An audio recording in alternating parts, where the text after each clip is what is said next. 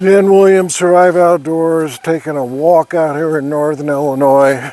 So today we're going to talk about, media has been touting a new illness.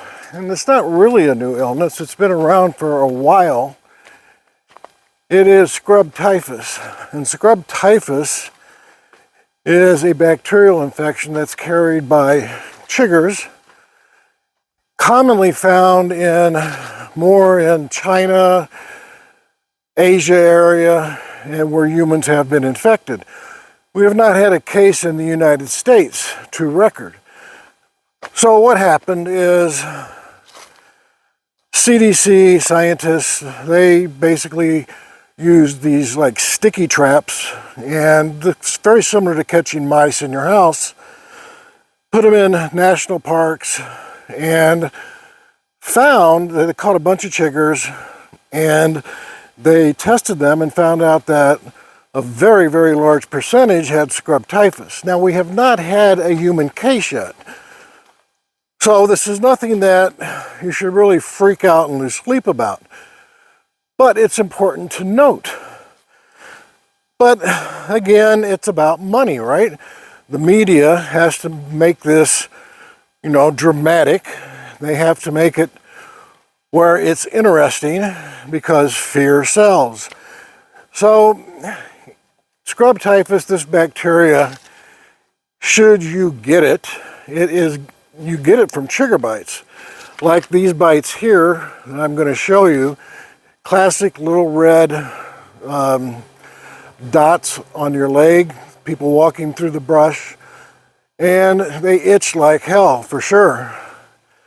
Now, when you get a scrub typhus chigger bite, a lot of times you'll get something with an eschar, and that is like a little black scab or dot similar to a brown recluse. I have never seen this scrub typhus. It is treatable, and that's important to note. So what is a chigger? Well, a chigger is a very small mite. It's in the arachnid family of ticks and spiders. And if you look at this photograph by the CDC, you'll see that an adult, that's on the head of a pin, and then look at the larva. I mean, we're talking extremely tiny. But these suckers can pack a punch, and they can make you very uncomfortable. What are the symptoms of scrub typhus? The symptoms are swollen lymph nodes, fever, chills, feeling achy, your muscles hurt. As opposed to like in Lyme, you get a single joint or a couple joints hurting. You don't really get joint pain in scrub typhus. You can get a rash. That's a little bit unusual. It can be a reddish, purplish rash. And again, the treatment on this is doxycycline. You can, if you're allergic to doxy, you can do azithromycin.